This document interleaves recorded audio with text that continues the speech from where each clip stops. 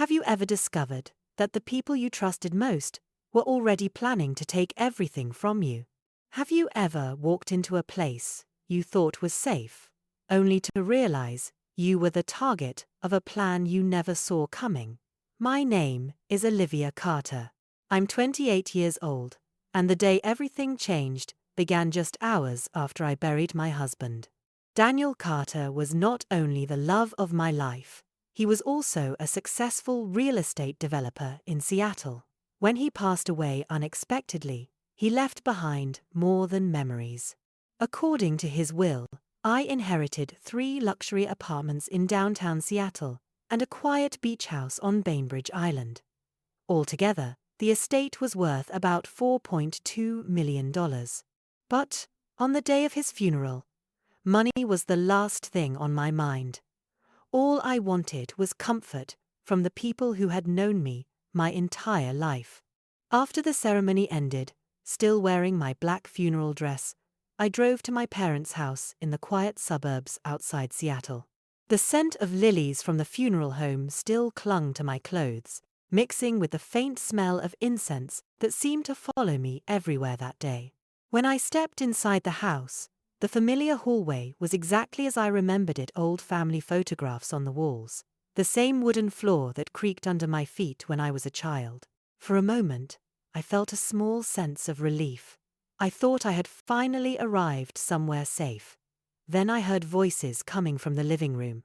My parents were speaking quietly, the kind of hushed conversation people have when they don't want to be overheard. Something about the tone of their voices made me stop. I stood there in the hallway, barely breathing, as the dim light from the living room spilled across the floor. And then, my mother said something that made my entire body freeze. "We need to move quickly before she understands what's happening." There was a short pause, and then my father answered in a calm, almost practical voice I had never heard from him before. "Once she's declared mentally unfit, the estate will be under our control." For a moment I couldn't even process the words. My chest tightened, and I had to steady myself against the wall just to stay standing. They were talking about me. My own parents were calmly discussing a plan to have me declared mentally incompetent so they could control Daniel's estate. The worst part was how confident they sounded. My mother continued outlining the idea: medical evaluations, legal guardianship, and how my emotional state after the funeral would make the story believable. They planned to use something I had trusted them with years ago. The therapy I attended after a serious car accident. I had once told them about that difficult time because I believed family was the one place honesty was safe. Now they were turning it into a weapon. Then my younger sister Emily spoke, her voice uncertain. "But what if Olivia fights this?" My mother didn't hesitate. "She won't. She trusts us." Hearing that felt like the ground disappeared beneath my feet. Suddenly, memories rushed back, casual questions about Daniel's finances, strange curiosity about the properties we owned, the sudden sympathy they showed after his death. None of it had been random. It had all been preparation. Standing there in that hallway, surrounded by the photos of a childhood that suddenly felt like a lie, I understood something I had never imagined possible. My family wasn't protecting me. They were planning to take everything from me. I didn't walk into the living room. I didn't confront them. Instead, I quietly turned around, stepped outside, and walked back to my car without making a sound. As I sat there gripping the steering wheel, one thought echoed in my mind, over and over again. My family had just declared war on me, and they had no idea I had already heard everything. As I sat in the car outside my parents' house, the engine still running and my hands gripping the steering wheel, the words I had just heard echoed in my mind again and again. My parents weren't grieving with me. They were planning something. Something calculated, cold, and deliberate. My fingers trembled so badly that it took 2 tries to unlock my phone, but instinct pushed me toward the one person Daniel had always told me to trust if anything ever felt wrong, his attorney, Jonathan Pierce. When he answered, my voice was quieter than I expected, almost detached, as if my mind had shifted into survival mode. I told him exactly what I had overheard in the hallway. No exaggeration, no emotion, just the facts.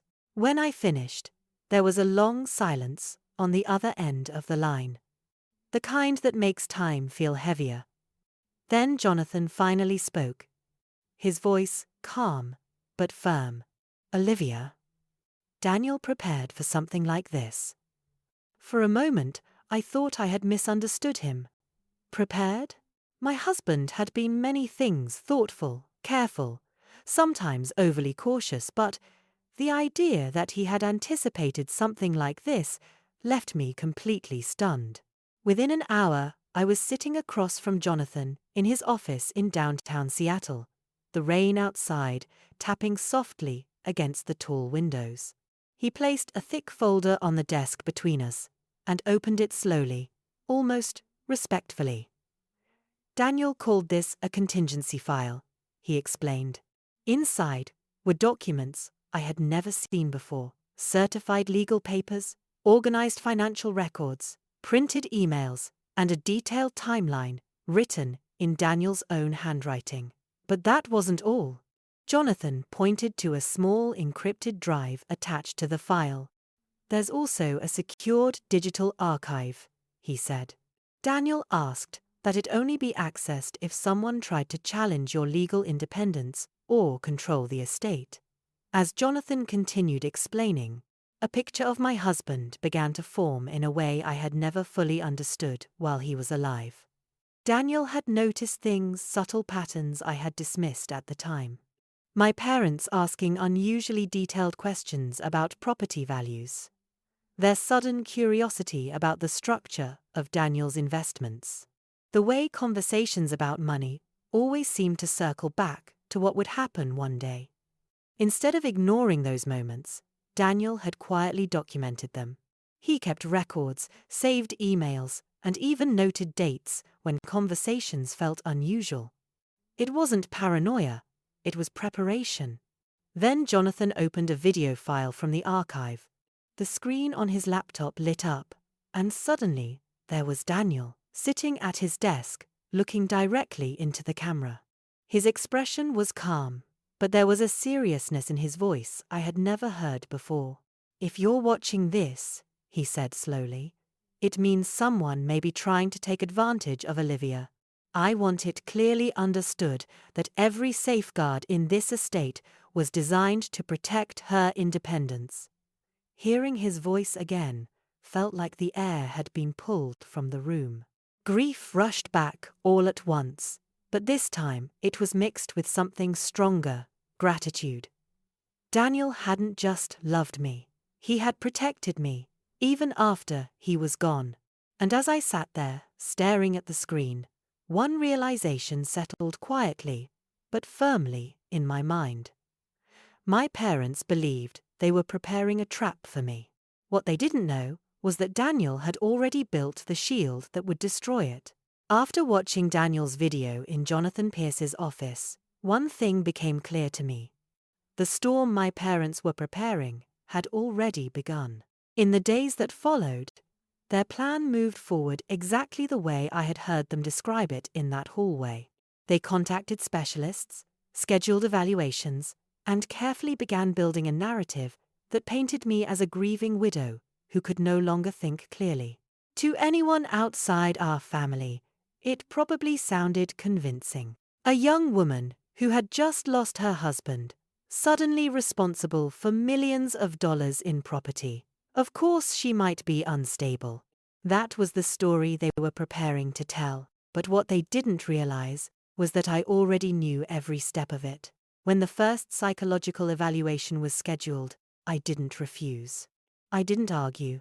I showed up exactly on time, sat calmly in the office, and answered every question with steady patience.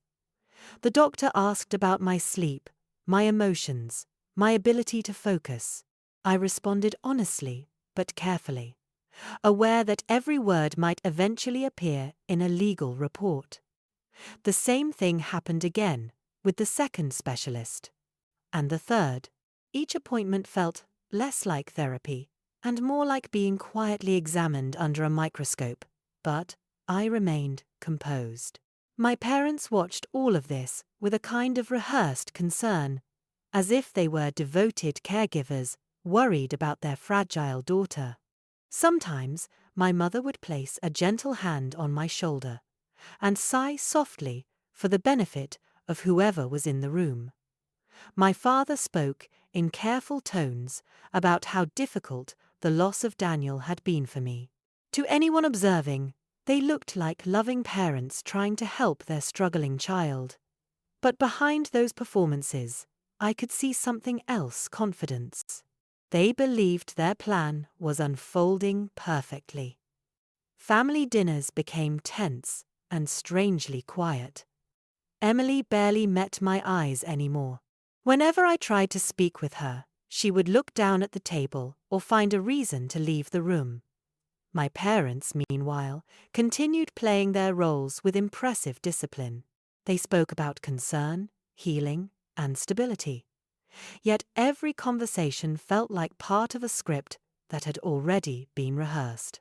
I understood then that what I was witnessing was not confusion or fear, it was strategy.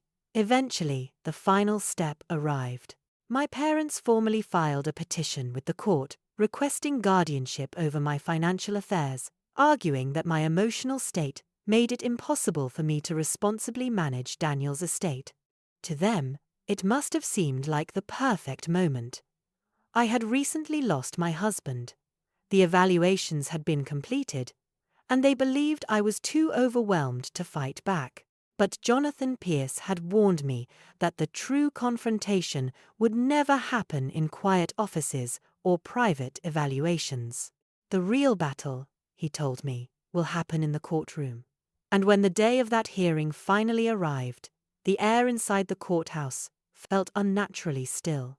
I sat across the room from my parents, watching the same people who had raised me prepare to convince a judge that I was incapable of living my own life.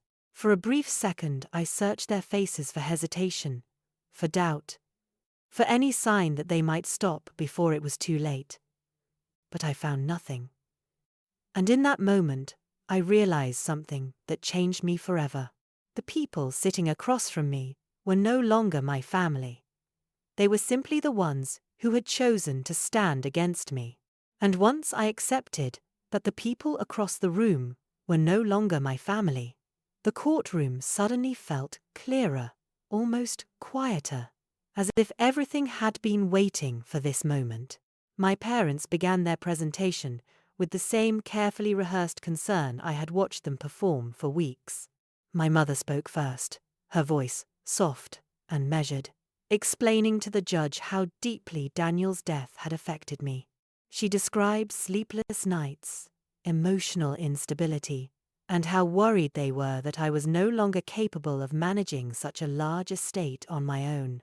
My father followed, reinforcing the same story with calm, practical language. According to them, this wasn't about control or money, it was about protection. They insisted they were only trying to safeguard the assets Daniel had left behind until I could recover. Sitting there, listening to them describe me as if I were a fragile stranger, I felt a strange stillness settle over me. Their argument sounded convincing on the surface. Grief can make anyone look unstable if the story is told carefully enough. And for a moment, the courtroom seemed to lean slightly in their direction. Then Jonathan Pierce stood. His voice was steady, respectful, but firm as he addressed the judge. Your Honor, before any further assumptions are made about my client's competence, we would like to introduce a set of materials prepared personally by the late Daniel Carter. A quiet ripple moved through the room as he connected a small drive to the courtroom display system. Mr. Carter anticipated the possibility that external pressure might one day be placed on his wife regarding control of the estate. What you are about to see is part of a contingency archive he prepared specifically to protect her independence. The screen flickered to life. Suddenly, Daniel appeared on the monitor, seated behind his desk, speaking directly into the camera with the calm certainty I remembered so well. His recorded statement explained the structure of the estate, the safeguards he had intentionally built into it, and the reason those protections existed.